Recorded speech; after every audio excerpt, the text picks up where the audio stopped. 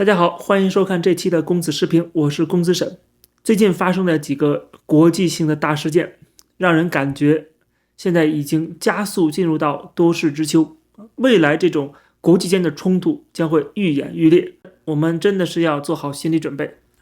比方说，就在6月17号，中国和菲律宾在南海的冲突进一步升级，有多艘中国海警船强行拦截了一艘菲律宾的海军的补给船。这艘小船是给当地的这个菲律宾的军舰进行补给的。那这种补给的动作被看作是菲律宾在宣示当地的主权。那这个地方就是南沙群岛的仁爱礁，中国跟菲律宾在这个地方是有主权争议的。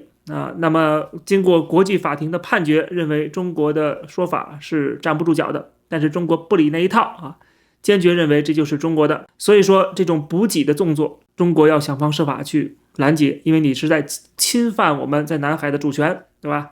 那么从中国的角度来讲，有权利这么做；而从菲律宾的角度来讲，我给我自己的船只补给，在我自己的领海，对吧？这也是正常的动作，凭什么你拦截？是你在入侵我的领海。所以说双方在这方面有争议，国际上的仲裁是有利于菲律宾的，但是中国一意孤行，制造了事端。那么过去发生过各种各样的冲突，但是相对来说大家还是比较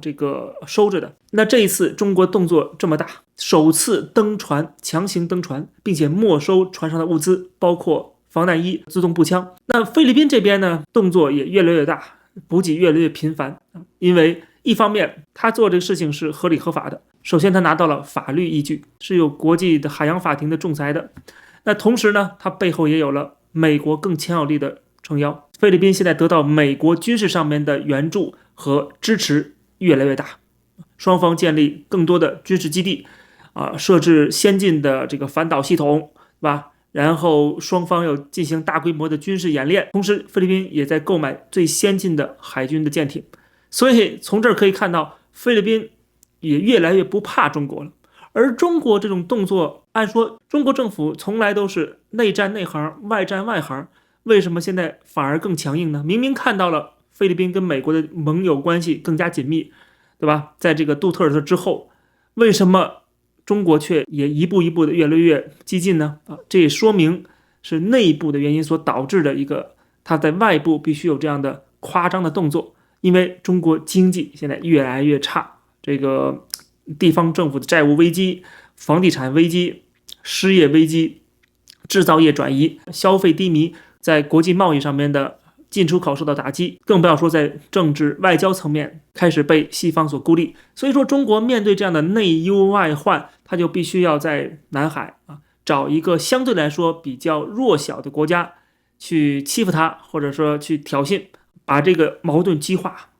矛盾之后，他利用这样的一种跟外部的冲突，可以捍卫内部的稳定和团结。这是共产党我认为做出这样的动作的原因。他还有另外一个原因，就是他既然已经吹出去了伟大复兴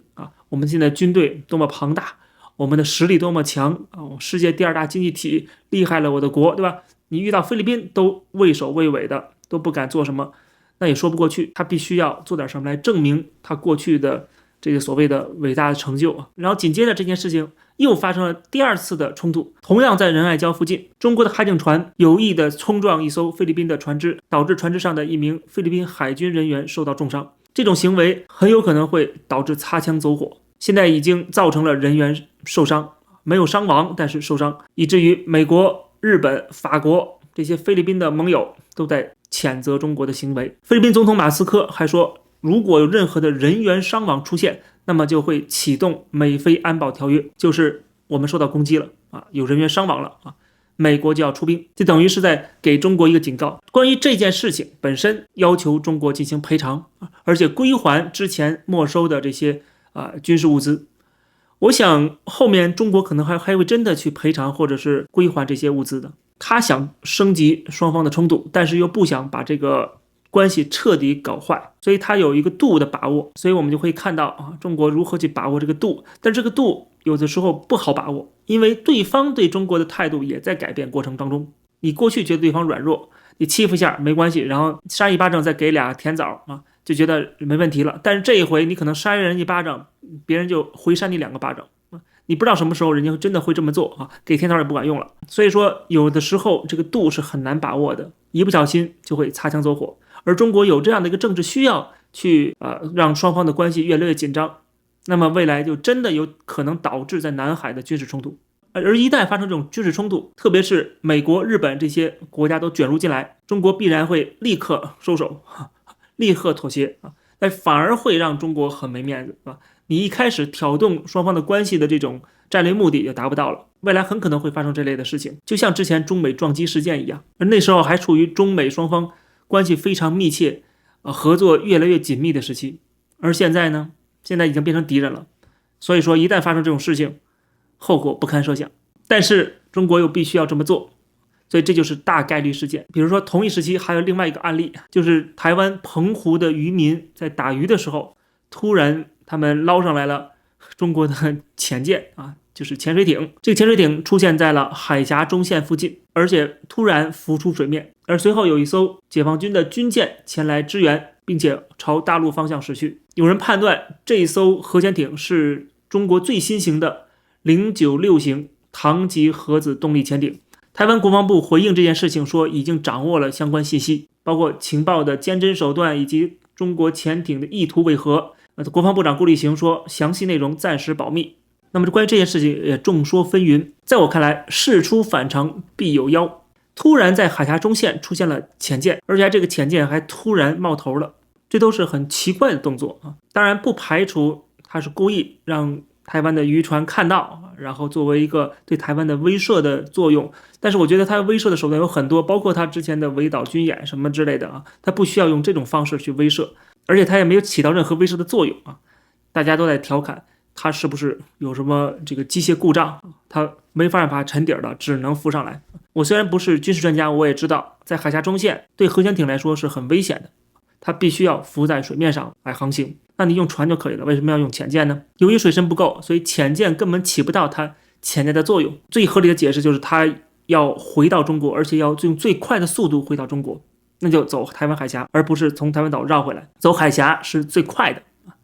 那说明他有事儿才会要这么做。那什么事儿呢？要么他有紧急的任务。有人说是不是要庆祝什么70周年？你这个70周年的任何的庆典活动，那早就安排好了，对不对？你不用这么紧急的着急的回来，你早就提前回来就好了，对吧？为什么一定要走海峡中线超近道回来呢？你那么着急干什么呢？所以说这是一种可能性，但是我觉得更大的可能性还是他自身的问题啊，他可能是遇到任何问题要回来进行抢修，没有办法走外边，他只能走中线。然后因为台湾海峡不适合这个潜舰，他还必须要浮上来，这样的话更能够保证安全。所以这件事情最合理的解释就是他遇到了什么紧急状况要着急回去，他可能半路上掉链子了，就是有任何的突发情况。但不管怎么样，中国在南海和台海都有可能成为一个麻烦制造者，而且他越来越有这样的动机以及实力，从他过去在解放军上的投入可以看得到，其中也包括在人事上的重新的洗牌。未来的印太地区真的是不太平。那么再看这个世界和平，麻烦制造者可不止中国一个啊，还有另外一个就是俄罗斯，他现在还在乌克兰进行侵略战争。那么最近就在这2天，他访问北韩，见到了金正恩，并且双方签署全面战略伙伴关系的协议。那这是双方等于某种程度上结盟了。普京在回应这件事情的时候，还专门提到说，俄罗斯和北韩如果被袭击，他们将会互相帮助。那这个说法不就是安保协议吗？可是全面战略伙伴关系的协议和安保协议还是有差别的。他并没有提到一个国家受到攻击了，另外国家需要帮忙，做出这样的承诺，那是超越盟友关系的，是绝对的盟友才会这么做的，才肯承诺你的事儿就是我的事儿。可是问题在于，俄罗斯跟北韩签署的这个全面战略伙伴关系并没有提到这一点啊，并没有做出任何这方面的承诺。那普京说这个话是什么意思？他很期待着这种伙伴关系能够变成双方互相能够扶持的这样的一个协议，就特别是在危急关头。而我相信北韩还没有蠢到会被俄罗斯这个带到水沟里啊，他可以在这个战略上支持俄罗斯，可以输送各种，反正北韩也是被制裁的对象，他可以去帮助俄罗斯，俄罗斯当然也要给北韩很多回报，其中包括核技术方面的回报。你说真正签字儿、签协议，说承诺你挨打了我就来帮你，我觉得朝鲜做不到，连中国都做不到，因为对这些国家来讲，维护自身的政权才是第一位的。他们自己在这个维护政权方面都是这个千疮百孔，或者说是摇摇欲坠随时担惊受怕，怎么可能宁愿被别的国家拖下水呢？所以说，任何这个专制独裁国家是不可能受到这样的一个安保协议的制约的，除非一种情况下，就是当年的苏联照顾这些社会主义小国，他可以做到，因为他跟美国是平起平坐的。但今天没有任何国家可以跟美国平起平坐，美国是唯一的超级大国，所以其他国家如果一旦签署这样的协议，意味着自己有可能是美国的头号敌人，或者是被卷入和美国的直接战争当中。一旦这么做是没有任何胜算的，因为现在已经没有一个苏联了，已经不是两强争霸，所以我们看不到俄罗斯、中国、伊朗还有这个朝鲜北韩这些国家会签署任何的实质的同盟关系的协议，但是他们会签署现在这种协议，就是我可以给你一些非致命武器的帮助，提供一些零件技术就像中国现在对俄罗斯做的事情一样。就像有人调侃，这次俄罗斯跟北韩签署的协议相当于成立了一个弹尽粮绝组合，普京是弹尽，没有弹药了，需要朝鲜帮他生产，对吧？然后朝鲜是没钱了，普通人民都吃不起饭了，需要其他国家去援助，所以双方就算加在一起也是弹尽粮绝而已没有任何可能挑战整个欧美世界的任何机会他们只不过是在试图维护他们这个政权最后的一点面子而已。看到有人发出一张照片也蛮有意思的，我觉得很形象，说明了他们为什么不会成功。就是普京和金正恩坐在一辆德国奔驰轿车里边，有人评价说他们要战胜西方，但是是坐着西方的汽车，你怎么可能能够成功呢？就像今天普京一直在拉中国帮助俄罗斯，中国也是在试图去帮助俄罗斯，但同时呢，他还保持跟欧美的关系，因为他知道如果中国遭到了像俄罗斯这样面对的制裁，中国会受到巨大打击。而今天中国之所以有实力去帮助俄罗斯，就是因为中国还可以继续从西方那获得技术和各种各样的资源，所以你不可能依靠西方而去打败西方，你做不到这一点。你今天能够好像似乎有这种可能性显示出你有一定的实力可以挑战西方了，那是因为西方还没给你断绝关系，还继续的给你输血，你才有这样的底气去宣传你能够战胜西方你的一切，你的所有的科技成就，整个国家的发展是建立在跟西方做生意、跟西方友好的基础之上的。这等于是一个悖论，你不可能在依靠西方的同时还能战胜西方。当然，这也是为什么习近平一直在强调中国必须要自力更生、自主创新。但是这个更多的是沦为一个口号，底下的人都知道，你有了这个口号之后，政府就要拨款在芯片上在其他的一些科技上面，那我就可以赚得盆满钵满，我管你最后结果是怎么样的，反正我赚到钱就行了，然后可以把子女送去美国所以说他不可能能够成功，他逻辑就形成不了一个闭环，他就没有办法自洽。最近就有一个案例，那么西方在召开了这个瑞士的乌克兰和平论坛之后呢，决定大家一起来制裁俄罗斯的金融体系，对俄罗斯的股票交易市场进行制裁之后，俄罗斯已经宣布停止美元和欧元的外汇交易以及结算。那么停止之后呢，就在今天还宣布要和人民币挂钩，导致了一个什么结果呢？我们可以看到，不仅卢布在暴跌，人民币也在疯狂的暴跌。人民币对卢布在周三的时候下跌超过 5%， 是去年5月以来首次跌破11关口。周二跌幅超过 4%， 是超过2年以来最大的跌幅，因为大家对人民币没有信心了，因为你人民币跟俄罗斯的卢布开始连接紧密，那卢布被制裁之后，下一步该制裁谁了？该制裁人民币了，该制裁中国的金融系统了，对吧？那还不把外资都吓跑？而中国跟俄罗斯的贸易才有多少？跟欧美的贸易有多少？一看就知道了，你是完全在依靠对欧美的出口。那本身人民币贬值对外国的企业是有好处的再加上你现在很可能又要被西方制裁，人民币不贬值才怪呢。就在前几天，北约秘书长在接受 BBC 采访的时候，公开的表示说，现在俄罗斯被制裁，我们目的是结束俄乌战争。为什么俄罗斯不能结束俄乌战争呢？就是因为它有帮手，谁呀？中国、朝鲜朝鲜它被制裁了先不说，但是中国呢，一边支持俄罗斯，一边呢还跟欧美做生意，等于欧美变相的在支持俄罗斯，那你制裁个鬼所以说北约秘书长就讲到说，要让中国付出代价，不能让你继续的这边左右逢源了，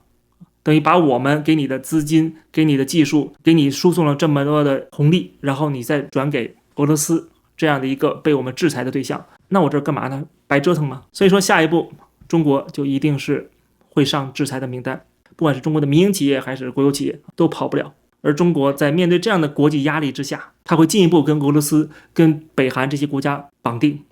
然后双方互通有无，形成一个轴心。而这个轴心本身又是非常散的，一个安保协议他们都没有签署过。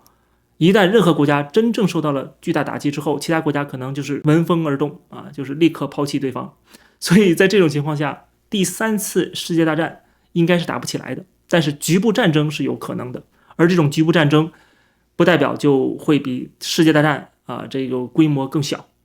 因为它卷入的是至少3个到4个核武国家。所以在节目刚开始的时候我说，现在我们正在步入多事之秋，大家必须要做好全面的准备。一个是确保在未来的动荡的年代，是不是能够有自保的办法，保护好自己的人身安全和财产安全。不管你在哪里，是在中国、在台湾、在日本还是在欧美，大家都可能多多少少受到这样的国际局势的冲击。好，感谢收看这期的公子视频，欢迎大家点击订阅这个频道，别忘了点赞、评论、转发，也欢迎加入会员收看会员专属的影片。我们下期节目再见。